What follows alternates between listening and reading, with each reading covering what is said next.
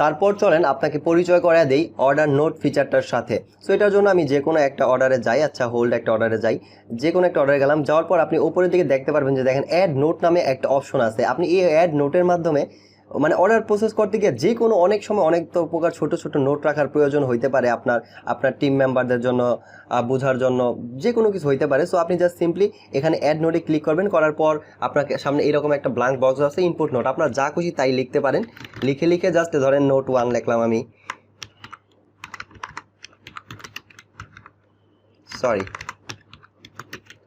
Note 1 লিখলাম, এখানে আপনি যা খুশি তাই লিখবেন, লিখে জাস্ট আপডেট দেবেন। দেখেন এই যে নোট 1 এখানে অ্যাড হয়ে গেছে। ধরেন আপনি এক সময় কাজ করেন অন্য কোনো টিম মেম্বারের জন্য, আপনি এখানে একটা নোট রাখা দিতে পারেন, তখন সে এটা পরে বুঝতে পারবে কি করা দরকার পরবর্তী স্টেপে অর্ডারটার জন্য। তারপরে ধরেন আপনি আনলিমিটেড নোট রাখতে পারবেন একটা অর্ডারের আন্ডারে। আবার এর দিলাম ধরেন নোট,